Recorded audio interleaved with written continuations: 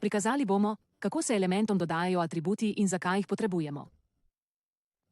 Najprej bomo narisali nekaj različnih elementov in poskusili ustvariti njihov kvantitativni izvod.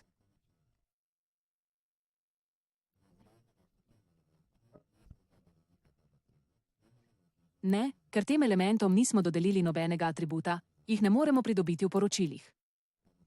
Zato uporabljamo ta ukaz, imenovan atributi, s katerim lahko dodeljujemo, prenašamo, spreminjamo in odstranjujemo atribute. Za potrebe tega videa bomo uporabili spreminjanje atributov.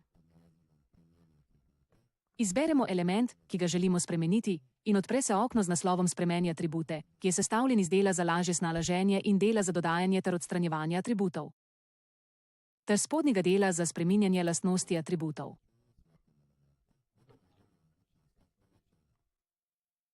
Če vsakemu elementu dodamo material in obračunsko enoto, potem lahko pridobimo izkaz količin.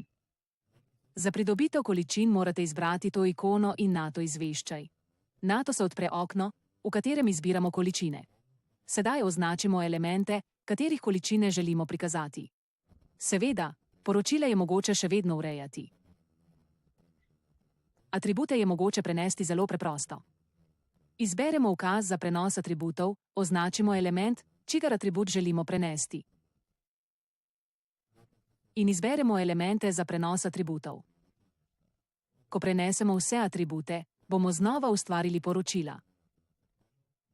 Ponovno izbiramo količine in če želimo poročila vseh elementov na risbi, lahko kliknemo na vse. V poročilih zdaj vidimo, da so elementi prevzeli lastnosti atributov terena. Hvala za vašo pozornost in prijetno delo z Allplanom.